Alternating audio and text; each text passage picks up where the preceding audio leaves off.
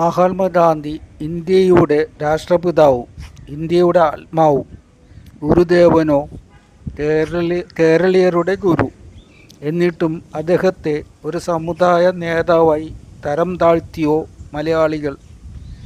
അദ്ദേഹത്തിൻ്റെ മഹത്വം മനസ്സിലാക്കി അദ്ദേഹത്തെ കാണുവാൻ അദ്ദേഹത്തെ തേടി മഹാത്മാഗാന്ധിയും രവീന്ദ്രനാഥ ടാഗോറും അദ്ദേഹത്തിൻ്റെ ആശ്രമത്തിൽ എത്തിയിട്ടുണ്ട്.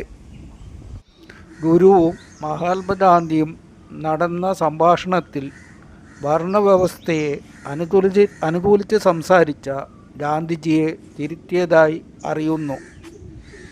മരങ്ങളിൽ നിന്ന് വീഴുന്ന ഇലകൾ പല വിധത്തിൽപ്പെട്ടതാണെന്ന് ഗാന്ധിജി സമർത്ഥിച്ചപ്പോൾ ഗുരു പറഞ്ഞു, ഇലകൾ കത്തിച്ചാൽ കിട്ടുന്ന ചാരം വ്യത്യസ്തമല്ലെന്ന്. ഒരു ജാതി, ഒരു മതം, ഒരു ദൈവം മനുഷ്യന്. ഗുരുവിൻ്റെ ഒരു പ്രബോധനം. ഈ പ്രബോധനത്തിൽ ഗുരു ഒരു ജാതി, ഒരു പ്രത്യേക പരിഗണന നൽകാതെയാണ് പറഞ്ഞത്. ഒരു മതം, അതിനും അദ്ദേഹം ബഹുമാനമില്ലാതെയാണ് പറഞ്ഞിട്ടുള്ളത്. ഒരു ദൈവത്തിനോ അതിനും അദ്ദേഹം ഒരു പ്രാധാന്യം കൊടുത്തിട്ടില്ല. പക്ഷേ മനുഷ്യന് അദ്ദേഹം വളരെയധികം പ്രാധാന്യം നൽകിയിട്ടുണ്ട്. അതുകൊണ്ട് ഞാൻ മനസ്സിലാക്കിയത്, ഒരു ജാതിയും വേണ്ട, ഒരു മതവും വേണ്ട, ഒരു ദൈവവും വേണ്ട. മനുഷ്യൻ മാത്രം മതി. 1928 സെപ്റ്റംബർ 20 അദ്ദേഹം സമാധിയായി. അദ്ദേഹം മലയാളികളിൽ ഇന്നും ജീവിക്കുന്നു.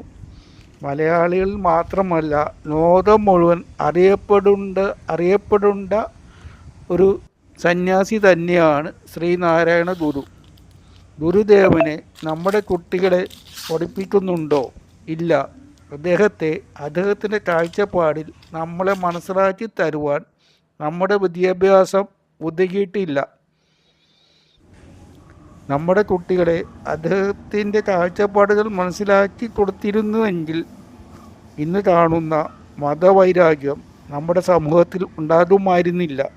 ചിലപ്പോൾ പള്ളികളിലും പെരുന്നാളും അമ്പലങ്ങളിൽ ഉത്സവങ്ങളും നിന്നു പോയാനെ. ഈ മത്സരം നിന്നിരുന്നുവെങ്കിൽ നമ്മുടെ സമൂഹത്തിലെ സാമ്പത്തികമായി ബുദ്ധിമുട്ടുള്ള ജനങ്ങൾക്ക് ഒരു സഹായമായാനെ.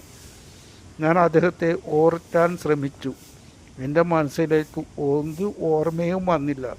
എനിക്കൊരു കാര്യം മനസ്സിലായി, ഞാൻ അദ്ദേഹത്തെ മനസ്സിലാക്കിയിട്ടില്ല, പഠിച്ചിട്ടില്ല. ഞാൻ KS സുരേന്ദ്രൻ, നോവലിസ്റ്റ്, അദ്ദേഹത്തിൻ്റെ നോവൽ ഓർക്കാൻ ശ്രമിച്ചു. നോവലിൻ്റെ പേര് ഗുരു. ആ പേര് മാത്രമേ ഓർമ്മ വന്നുള്ളൂ, വേറെ ഒന്നും. നോവലിലെ ഒരു വിഷയവും എൻ്റെ മനസ്സിലേക്ക് വന്നില്ല. ഞാൻ വീട്ടിൽ വന്ന് അദ്ദേഹത്തിൻ്റെ ഒരു പ്രാർത്ഥന ഗാനം കേട്ടു.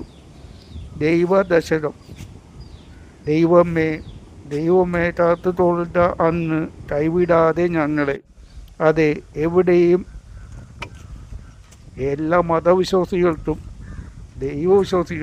ദൈവവിശ്വാസമില്ലാത്തവർക്കും പാടുവാൻ കഴിയുന്ന ഒരതിസുന്ദരമായ പ്രാർത്ഥന ഗാനം.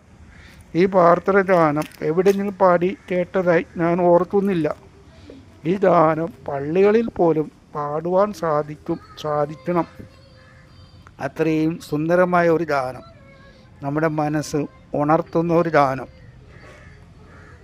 1987 കരുനാഗപ്പള്ളിയിൽ താമസിക്കുന്ന സമയം ഞാൻ ശിവഗിരി തീർത്ഥാടനത്തിന് ഒരിക്കൽ പോയി. ഞാൻ അങ്ങനെ കൊല്ലം ബസ് സ്റ്റാൻഡിലെത്തി. ബസ് പിടിച്ചു വർക്കലേക്ക്. ടിക്കറ്റ് കൊടുക്കാൻ കണ്ടക്ടറും വന്നു. കണ്ടക്ടർ ടിക്കറ്റ് കൊടുത്തു. ബസ് നിറഞ്ഞു. അപ്പോൾ കണ്ടക്ടർ പറഞ്ഞു, ഡ്രൈവറെ വിളിച്ചുകൊണ്ട് വരൂ, ബസ്സിൽ യാത്രക്കാരായി. ബസ് ഡ്രൈവറെ വിളിക്കാൻ പോയ യാത്രക്കാരൻ വന്നിട്ട് പറഞ്ഞു, അവൻ വരാൻ കൂട്ടാക്കുന്നില്ല, അവൻ നായരായിരിക്കും. ഞാൻ അത്ഭുതപ്പെട്ടു പോയി. ഒരു മതം, ഒരു ദൈവം, ഒരു ജാതി പറഞ്ഞ ആ ശ്രീനാരായണ ഗുരുവിനെ കാണാൻ പോകുന്നവർ മനസ്സിൽ ഈ ജാതിയും മതവും വൈരാഗ്യം വെച്ചുകൊണ്ടാണല്ലോ പോകുന്നത്. അമ്പലങ്ങൾ നിർമ്മിച്ചും പ്രതിഷ്ഠകൾ നടത്തിയും താഴ്ന്ന ജാതിയിൽപ്പെട്ടവരെ അമ്പലത്തിൽ പ്രവേശിപ്പിക്കാൻ പരിശ്രമം നടത്തിയതും എനിക്ക് ആകർഷണമായി തോന്നിയില്ല. പക്ഷെ അദ്ദേഹം സവർണ മേൽത്തോയ്മ അവസാനിപ്പിക്കുകയും ആചാരങ്ങളും അനുഷ്ഠാനത്തിനെതിരെ പോരാടി കേരളത്തെ നവോത്ഥാനത്തിലേക്ക് നയിച്ചത് ഒരു സാമൂഹിക പരിഷ്കർത്താവിനെ കേരളീയർക്ക് മറക്കാനാവില്ല. അതെ, കേരളീയർക്ക് സാമ്പത്തികമായും വിദ്യാഭ്യാസമായും ഉത്തേജനം നൽകിയ ഒരു മഹാത്മാവാണ്.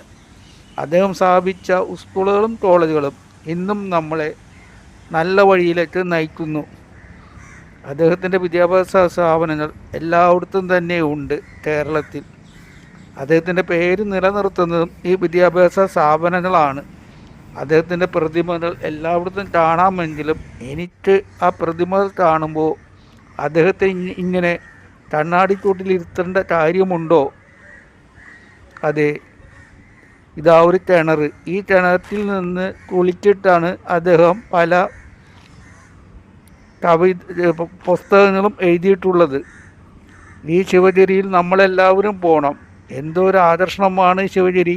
അതുപോലെ മനസ്സിൽ നമ്മുടെ ഗുരു ഉണ്ടായിരിക്കണം.